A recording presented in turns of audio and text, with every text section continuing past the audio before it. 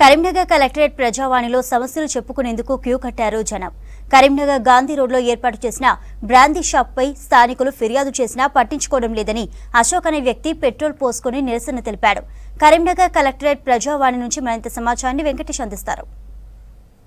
సోమవారం నిర్వహించే ప్రజావాణి కార్యక్రమం ఈ రోజు కూడా రద్దీగా కనిపిస్తుంది. ప్రజాపాలన పేరు మీద గత సోమవారం ప్రజావాణి కార్యక్రమం జరగలేదు. అయినా ఈసారి మళ్లీ జరగడంతో పెద్ద ఎత్తున దరఖాస్తు చేసేందుకు చాలామంది జనం వచ్చారు. ప్రజాపాలన పేరిట దాదాపు 10 రోజుల పాటు దరఖాస్తులు స్వీకరించిన తర్వాత కూడా మళ్ళీ ఇంకా ఏం సమస్యలు అనేది ఆసక్తికరంగా మారింది. మా బాబుకు బతుకమ్మ పండుగ రోజు వట్టిగానే బైక్ ఏయంగా పడిపోయిండు. బ్లడ్ ఫ్లాట్ అయింది. యశోదలో ఆపరేషన్ అయింది. సర్జరీ 3 లక్షలు అది 30 లక్షల దానికి అయింది. అది పింఛన్ గురించి మాట చేతు పని చేస్తలేదు. మాట పోయింది. మొన్న ప్రజాపాలన పెట్టి దాంట్లో పెట్టలేదా దరఖాస్తు?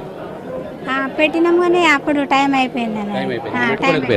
పెట్టుకున్నాం ముద్ర ఇట్లా పెట్టగానే లైట్ రాలేకపోయింది. టైం అయిపోయింది. పోయినాం అప్పుడు.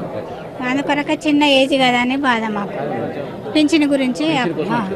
మీరు దేనికోసం వచ్చారు? మేము పెన్షన్ గురించి వచ్చాను. ఏం పెన్షన్?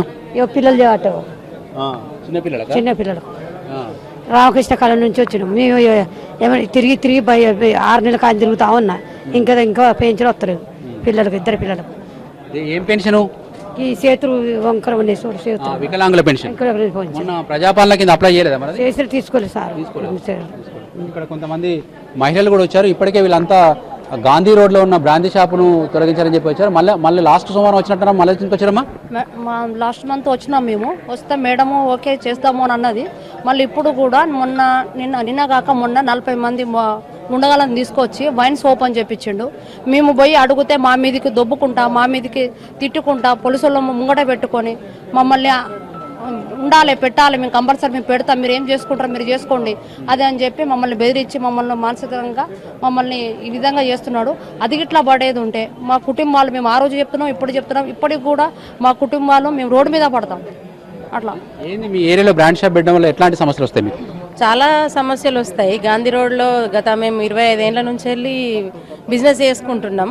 అక్కడ ఒక 100 కుటుంబాల దాకా ఉన్నాయి. వర్కర్స్ ఉంటారు, అమ్మాయిలు. కానీ వాళ్ళతోనైతే మస్తు ప్రాబ్లం అవుతుంది సార్. ఆల్రెడీ వాళ్ళంతా తీసుకొచ్చిండు, దించిండు. 40 మంది గుండాగాలను పెట్టి మొత్తం మాలంతా దించిండు సార్. ఓపెన్ చేసేటోళ్ళ మేము వద్దని లొల్లి చేస్తే ఆగింది సార్. కానీ రేపు మాత్రం కంపల్సరీ ఓపెన్ చేస్తానంటాడు. మా పరిస్థితి ఏంది? ఆల్రెడీ మేము వచ్చినాము, మేడంకు సబ్మిట్ చేయడం జరిగింది. మళ్ళీ ఈ రోజు ఇస్తాము. మరి మేడం ఎలా స్పందిస్తారో తెలియదు సార్. పెద్ద మనిషి మీరు దేనికోసం వచ్చి ఇక్కడికి?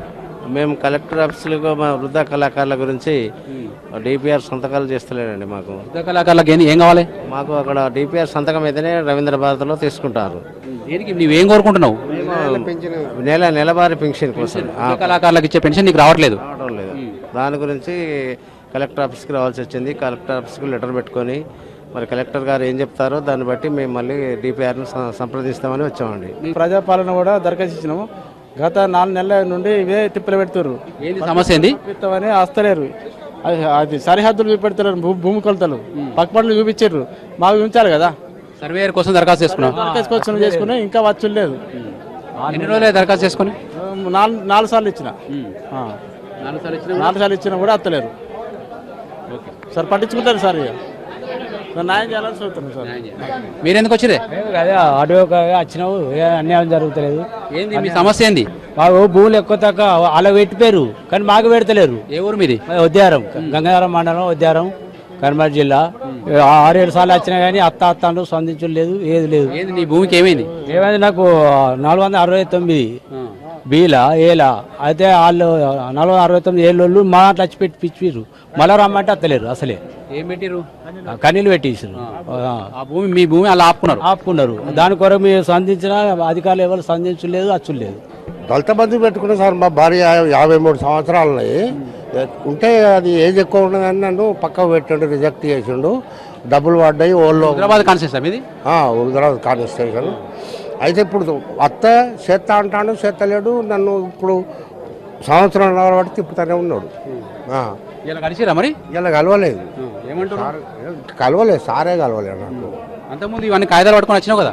అంతకుముందు రాలేదు. లాస్ట్ ఫైనల్లో ఇవన్నీ పట్టుకొని వచ్చాను. ఈ నెల వాటి సంవత్సరంన్నర వాటి తిరగబట్టి కలెక్టర్ గారు ఓకే చేసారు. ఓకే చేసినా కానీ చేస్తా సార్ అన్నాడు, చేయలేదు. ఇప్పుడు నేను లాస్ట్ టైంలో ఇప్పుడు మీ దగ్గరికి వచ్చినాయి.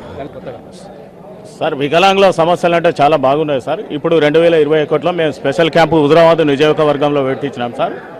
23,323 మొత్తం సర్టిఫికెట్లు హాజరయ్యారు సార్ మా వాళ్ళు వికలాంగులు. అందులో 850 మంది స్లాట్ కొట్టించారు డిఆర్డీఏ పీడీ వాళ్ళు. అందులోకెళ్ళి 312 మాత్రమే ఎంట్రీ చేయించి సర్టిఫికెట్లు ఇచ్చారు సార్. ఈ 500 చిల్లర ఏవైతున్నాయో వాటి గురించి బాగా తిరగడం జరుగుతుంది. ఈ 500 ఎవరైతే ఉన్నారో స్లాట్ బుకింగ్ కొట్టిన వాళ్లకు మళ్ళీసారి అవకాశం ఉండదు సార్. ఇలాంటి సమస్యలు పదే పదే రాకుండా అధికారులు కూడా మళ్ళీ చర్యలు తీసుకోవాల్సిన అవసరం అయితే కనిపిస్తుంది. కెమెరామెన్ కవికుమార్తో వెంకటేష్, V6 న్యూస్, కరీంనగర్ నుంచి.